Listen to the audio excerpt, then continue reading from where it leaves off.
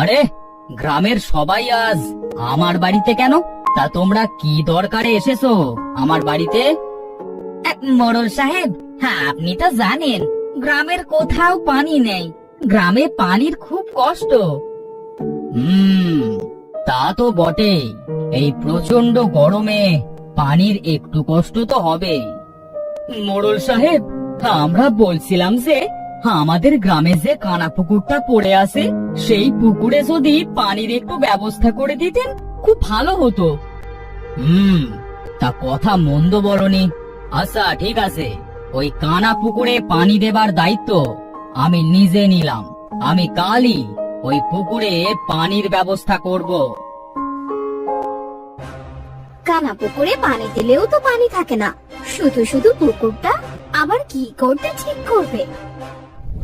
আহা গিন্নি, যতই পানি না থাকুক আমাকে তো গ্রামের সবার কষ্টের কথা ভাবতে হবে নাকি? বাবা, ও বাবা, আমাদের কানা পুকুরটা ঠিক করবে? কি মজা, কি মজা! আমি পুকুর থেকে তো সারাদিন উঠবই না।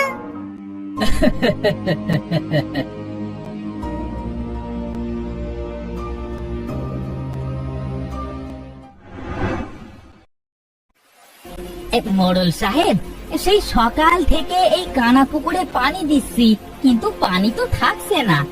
এখন তো প্রায় সন্ধ্যা হয়ে গেল। হ্যাঁ, তাই তো দেখছি।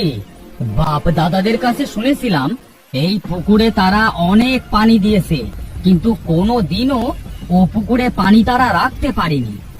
মোড়ল সাহেব, এই পুকুরের পানি তাহলে মনে হয় আর থাকবে না। আমাদের কষ্টের দিন মনে হয় আর কোনোদিনও শেষ হবে না। আরে না না, আমি যখন কথা দিয়েছি পুকুরে পানি দিব, তবে পুকুরে আমি পানির ব্যবস্থা করেই ছাড়ব। কিন্তু কি করবেন মোড়ল মশাই, পুকুরে পানি তো থাকছে না। আপনি কি পুকুরে পানি জোর করে রাখবেন?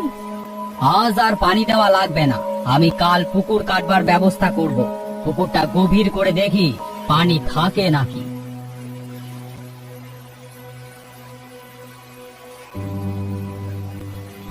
শুনেছি এই কানা পুকুরে নাকি কোনো দিনও পানি থাকে না।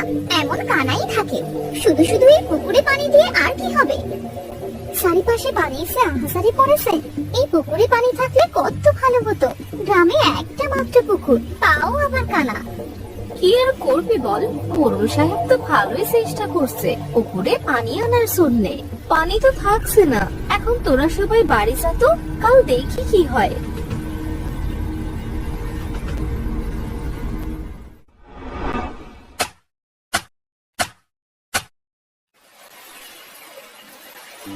বাবা, পুকুর কাটতে পানি তো দিলে না, তাহলে এত পানি আসলো কোথা থেকে পুকুরে? জানি রে মা, তবে আজ অনেক খুশি লাগছে পুকুরে এত পানি দেখে। মোড়ল সাহেব, আপনাকে অনেক ধন্যবাদ। আমরা খুব খুশি হয়েছি। এই কানা পুকুরে এত পানি আমরা জীবনেও দেখিনি। ওগো, পুকুর কাটার সাথে সাথে এত পানি, ব্যাপারটা কিন্তু আমার সুবিধের মনে হচ্ছে না। গিন্নি, সব কাজে এত সোটা খুঁজলে হবে? পুকুর কাটলে এমনিতেই পানি বাড়ে, এটা কোনো ব্যাপার না। বাড়ি চলো, সন্ধ্যা হয়ে গেছে প্রায়।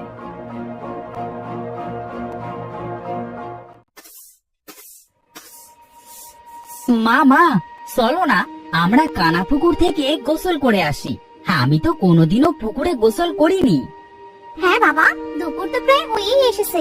চল একসাথে গিয়ে গোসল করে আসি।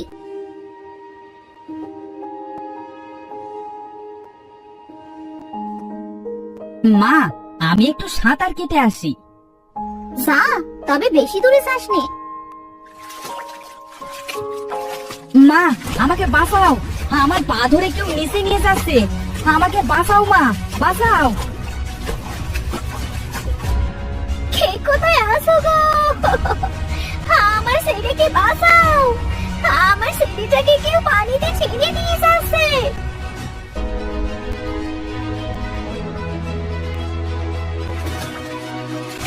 রেজার মা আর রেজাকে তো অনেক খুঁজলাম, কিন্তু কোথাও তো খুঁজে পেলাম না।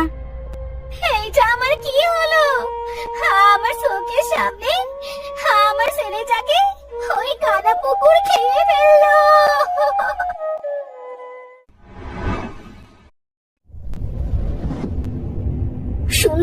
লিসাকে নাকি ওই কানা পুকুরের পানিতে কে যেন টেনে নিয়ে গেছে, তাকে আর পাওয়া যায়নি। সবাই তো তাই বলছে। তা পুকুরটা কেটে কি ভুল কিছু করলাম নাকি? বাবা, ওসব কিছু না। হয়তো বা সাঁতার কাটতে পারে না, তাই সে নিজে নিজেই তলিয়ে গেছে। অথচ এখন বলছে কিছুতে টেনে নিয়ে গেছে। তুই ঠিকই বলেছিস মা, হয়তো বা তোর কথাই ঠিক হবে। সারাক্ষণ তো শুধু মেয়ের কথাতেই সায় দাও। যখন নিজেদের কিছু হবে তখন বুঝবে কত ধানে কত চাল। গিন্নি, তোমার ওই কানের কাছে প্যান প্যানানি বন্ধ করে খাবার দাও, বুঝলে? ক্ষুধা লেগেছে।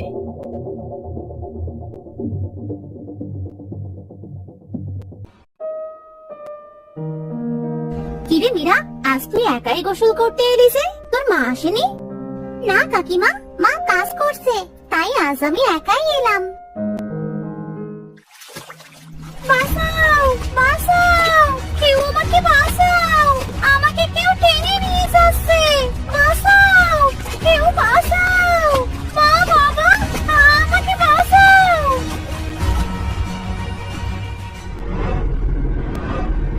বাবা, বাড়িতে কেউ আসেন? তাড়াতাড়ি বাইরে বেরিয়ে আসেন। কি হয়েছে ইরান, তুমি এমন হাঁপাচ্ছ কেন? মোড়ল সাহেব, আপনার মেয়ে মীরা পানিতে ডুবে গেছে।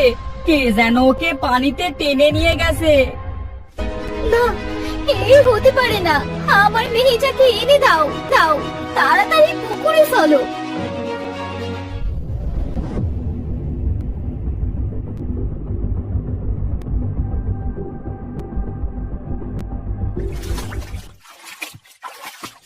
মোড়ল সাহেব, অনেক তো খুঁজলাম, কিন্তু কোথাও তো খুঁজে পেলাম না। আমি আমি তখনই বলেছিলাম এই পুকুরটা না কাটতে। আমার কথা তো শুনলে না। এবার আমার মেয়েকে এনে দাও। এই অলক্ষণে পুকুর আমার মেয়েটাকে খেয়ে নিল। গিন্নি, শান্ত হও, দেখবে আমাদের মেয়েকে আমরা খুঁজে পাবোই। এখন বাড়ি চলো।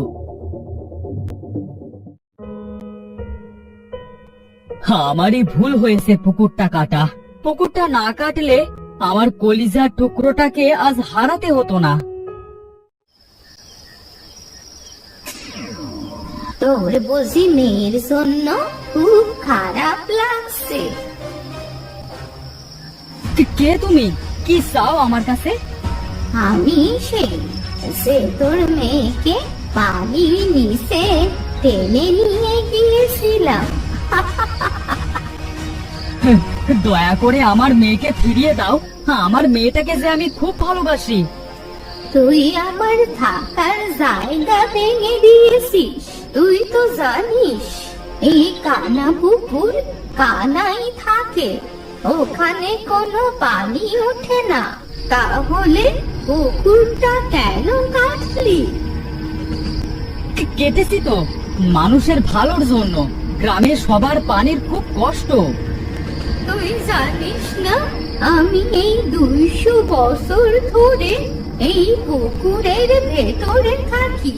এই পুকুরে কখনো পানি উঠতে দিই না, সব সময় কানা রাখি।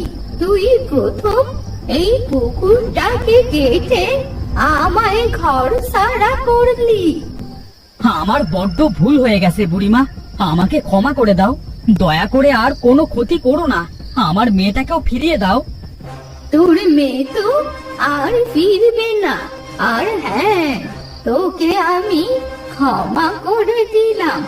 তবে কাল সকাল হবার সাথে সাথেই পুকুরে একটা ছাগল বলি দিয়ে তার রক্ত দিবি। দেখবি পুকুরের পানি আবার শুকিয়ে যাবে।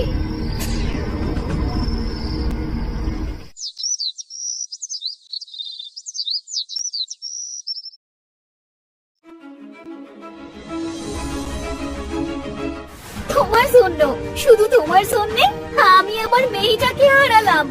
এখন আমি কাকে নিয়ে বাঁচবো? আমাকে ক্ষমা করে দাও গিন্নি। আমার ভুলের জন্য আজ আমাদের মেয়েকে হারালাম। চলো ছাগলটা কানা পুকুরে বলি দিয়ে আসি।